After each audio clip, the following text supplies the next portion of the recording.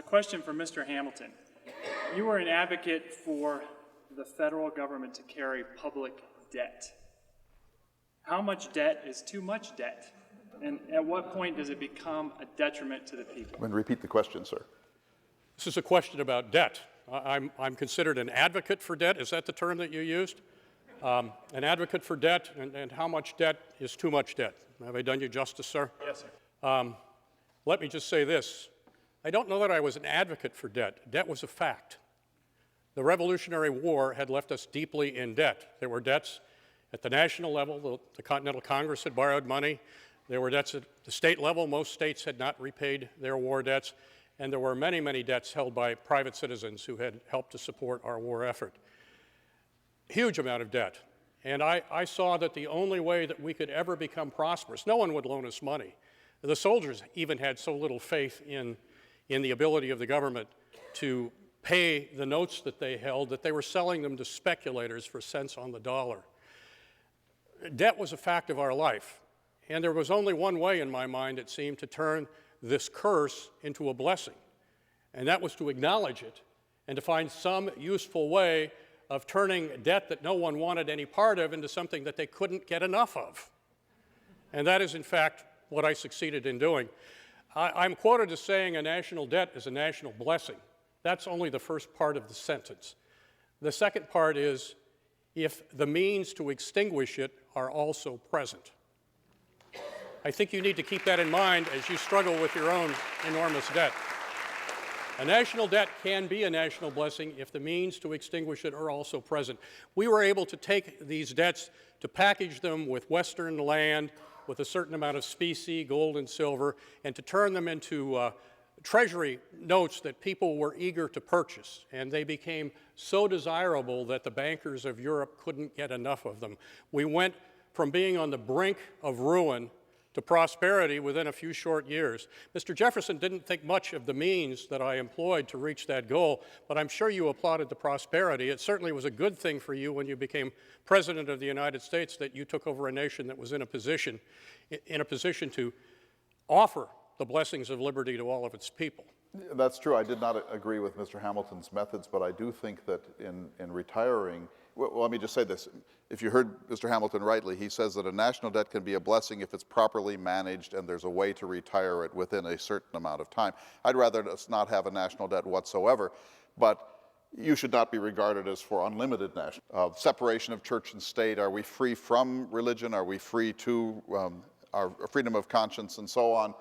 I have something to say about that, but you were actually at the Constitutional Convention. I know you do, and what I would like to say is that my takeaway from the Constitution was that we were offering the people of this country a perfect equality of religious privilege.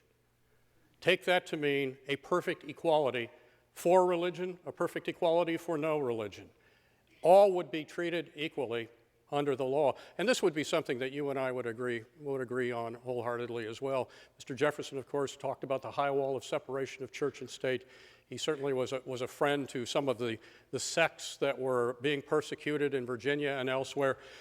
Neither one of us wanted an established church, although I was a Christian and Mr. Jefferson, I think it's safe to say, was not. I believe everyone has a perfect right. That was not by way of an insult. Many of the founders were not Christians, were not particularly religious people. The point being that you have the right to be religious, you have the right to worship in any way that you choose, and you equally have the right to have no religion or to have a religion that your neighbors might consider strange. I think it was Mr. Jefferson who said, if you believe in one God or 20 gods, it neither picks my pocket nor breaks my leg. That's a wonderful quotation, Mr. Jefferson.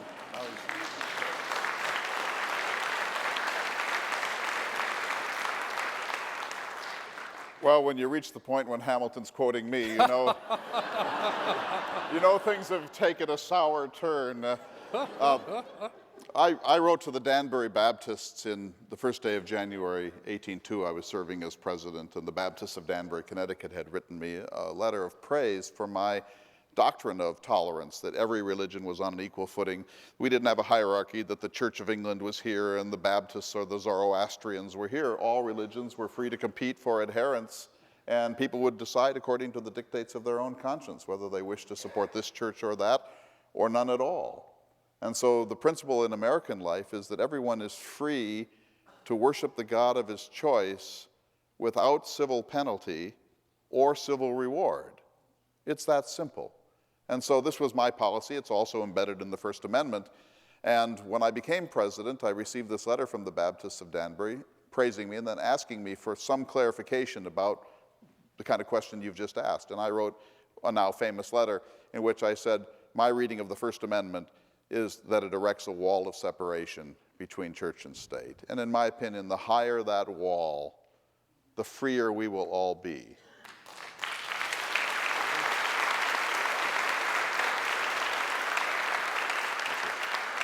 We're going to take 3 more questions. We'll be brief. Yes? Mr. Jefferson, as someone who supports the right of individual citizens to arm ourselves and to defend ourselves, this is a Second Amendment question. And I thought you had a large hand in writing the Bill of Rights. You said James Madison, maybe it was a team effort. I'd like to know who's responsible for the poorly written Second Amendment. Well, who is responsible for the poorly written Second Amendment? I've never heard that question formulated in quite that way. I wish Mr. Madison were here because I think that's worth a duel, don't you think? Not with me.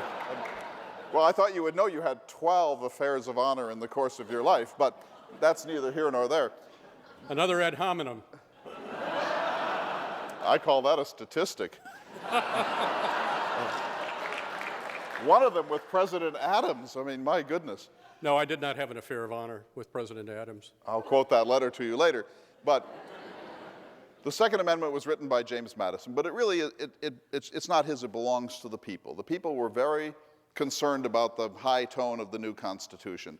And they ratified in several states, North Carolina and Virginia, those two for certain, with an implied promise that a Bill of Rights would come after. In other words, they said, we're not inclined to ratify this Constitution, but if you can assure us that a Bill of Rights will be appended to the Constitution, we will reluctantly ratify. And that's what happened in North Carolina and here in Virginia. And there was an implied promise in other states too. So Madison is a congressman in the first Congress of the United States. He took that bargain very seriously. He wrote up a proposed Bill of Rights. It was not debated very long. Perhaps that goes to the spirit of your question, and it was passed, and these first 10 amendments to the Constitution were ratified on December 15th, 1792.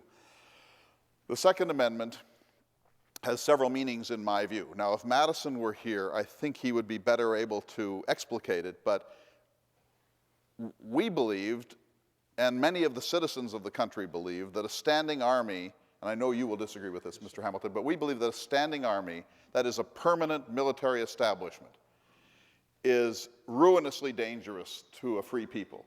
It's expensive. Once you create a war machine of that sort, it will try to find wars to fight. It will lead you into foreign adventures. It will bankrupt the nation. It will have to be funded by a national debt. And so the minute you go down that path towards a standing army or a permanent military establishment, you are moving into a very dangerous zone. And in ancient history, this always ended with Julius Caesar. And so we didn't want that. And so